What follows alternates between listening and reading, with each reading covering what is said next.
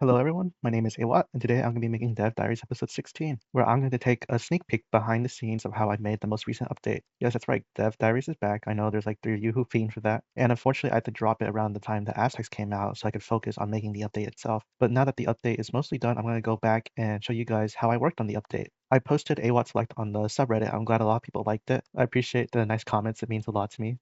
And I can see that my work has inspired the creation of other works. And as you know, just like how I support that Make a Lop of Fish individual on their journey, I of course will support many other people in their RMS learning journeys because I think the RMS is just a fantastic system, definitely way ahead of its time being released all the way back in the early 2000s. And it just has this amazing effect that makes me love this RTS game way more than others. And so I really appreciate anyone else who goes on this journey to learn this awesome language. Anyway, in today's Dev Diary, I'm going to be going over some of the behind the scenes of how I made Butterfly Lake and Crater Canyon. I already did a video on Butterfly Lake, but then in that video I had to cut it short so it wouldn't get too long, and I mentioned that Butterfly Lake was super difficult to create. And at the time of creation, it actually didn't include the biome-specific thing, where each base has a different biome based on what pantheon you are. I'm going to show it on screen right now. The Atlantean one's a little rough, I'm not going to lie. Let me guys know you think I should change it, or you guys like it, I'll keep it. But yeah, this biome changing thing was something that I didn't add until way later in development when I had went silent on the Dev Diary series. And you'll see that it's in Crater Canyon as well. You can see that Crater Canyon has a little urban area that changes based on what pantheon you are. Even the trees and the animals will change based on your pantheon, and this took a lot of work, honestly, to make it do the way it does, if that makes sense. And at first, I wasn't satisfied with how all of them looked, but I gave some to my beta testers, and they said they really liked it, so I kept it. My beta testers is another word for just my friends, by the way, that I regularly play with a lot. Shout out to them for being such great teammates. But yeah, you can see all of these biomes can coexist at the same time as long as someone's playing that pantheon. And if you guys have noticed, based on my recent trends of making Awot Select and biome-specific starting regions, I'm trying to make my way towards a map where the entirety region of a player is based on their biome, or the biome of their pantheon. Anyways, you guys see on screen, you may have noticed that I forgot to add the forest ground. While I was recording footage from this video, I realized that it was missing and I added it back. It literally took less than 10 seconds. The code to add the forest ground was there, and it was active at one point. You can see in the map select image, the forest ground is there in the starting base. But in the live version, it just isn't activated, so I literally activated it. It took less than 10 seconds. All I had to do was move the code down. So you guys can expect a maintenance update soon on my map pack to fix this on the live version. Since I'm a very big fan of making things visible for you guys, especially the forest grounds and the mini maps. I know a lot of you guys have vision impairments, and I want to support you guys as best as I can. And I also changed the Egyptian forest ground just now to make it look a little better. I thought the previous version was a little too clean and didn't match right. But yeah, I try to help people with vision impairments by making the mini map as clear as possible. So my bad for not including this. It literally is in the code. You can see in the map select. I just forgot it. But anyway, with it active now, I'm going to start talking about how I made these maps, how I made each of these things base specific. It was actually really hard. So the hunt alone took me a few days because you guys didn't know, typically to program your starting hunt, you just define what kind of animal it's going to be and put the hunt into the map. And then it'll automatically add one per player. But you can see the issue of doing that is it only takes one hunt and adds it for every player, which means that if I wanted deer for a certain person and I added deer, it would add deer for all the players and not be biome specific. So in order to make your starting hunt biome specific to each player, you would actually have to recreate this system from scratch, make a system that looks similar to this one, but with the ability for you to control it, which is what I tried to do from the ground up several times. It took me several days and I didn't figure it out, but eventually I did figure out a funny solution. I decided to, instead of remaking the system, why don't I play ball with it? And so I made a solution. The solution was still very difficult and pretty crafty, but it worked, and I'm going to show you guys what it is. So if you zoom into each animal, you may notice there's a slight detail. You can't see it, that's fine because that's the point. I made it nearly invisible. But scrolling through the game's files, I found this plant that was really hard to see, and it changes color based on what tile it's on, which is great for making it invisible. But what I did was I replaced your starting hunt with this plant, and then I would recreate an invisible area on top of your starting area. That's right, there's layers to this, and this might get pretty confusing, so hold on. You have your starting area, which is the tiles, and then there's an invisible area on top of it that should be exactly the same size. This is because of the order of which you have to create things. I had to create the actual area itself first, and I had to place the other starting resources first, and then I had to go back and recreate an invisible area on top of it instead of doing it all at the same time, since you need to break the loop and place your starting items before the other things, or else the starting items would be really sensitive and refuse to spawn. So yeah, I had to make a brand new loop that looked exactly like the original loop, but it was invisible so that it wouldn't cause a layer on top of a layer, which would be bad. But at the same time, I want to be the same exact size as the original so that when I add things to it and make constrictions to it, it would work. It would constrain itself to the invisible area, which is technically occupying the same space as the original area. And so now that I've obtained the proper area constriction, I can place biome-specific hunt. But if you stop there, then the biome-specific hunt would just spawn wherever it wants within the area. So for example, you're playing Aztec, you could have like one alpaca in a corner and another alpaca in another corner, and that's not good. I want them to be clustered just like they are if you had a proper normal starting hunt. So what I did was I placed the invisible, well, almost invisible plant in the location that your starting hunt would normally be using the proper normal starting hunt command. Then with the invisible area constraint, I also added another constraint to the animals that are now biome specific, and I constrained them to only spawn on top of the invisible plant.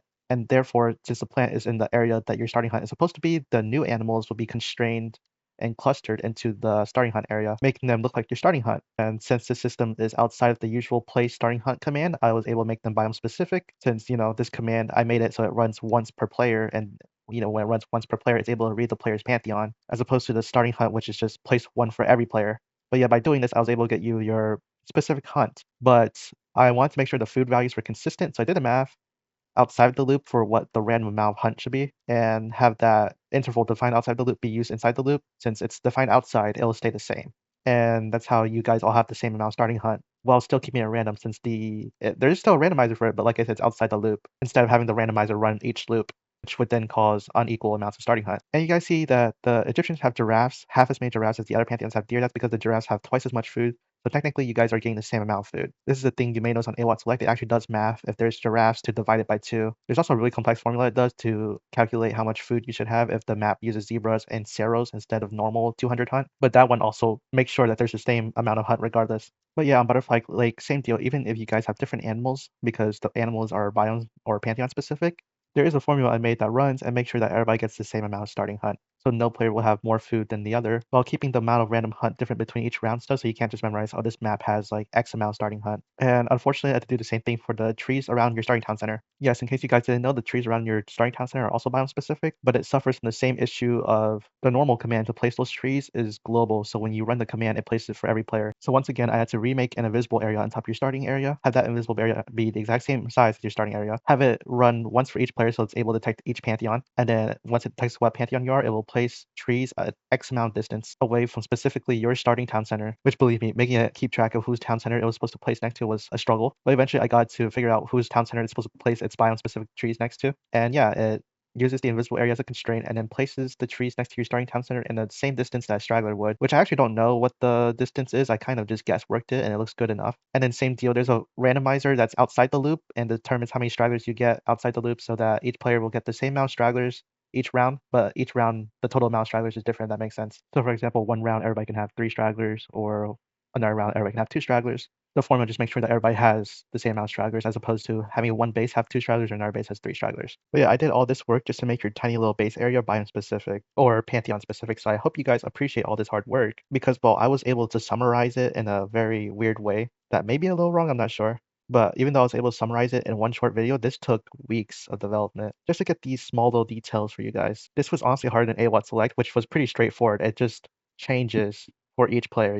It changes the entirety of the map at once, so I can use those global commands still. Those global commands just change for each player, as opposed to this one where you can't have global commands. You need to make it player specific, which is reinventing the wheel each time.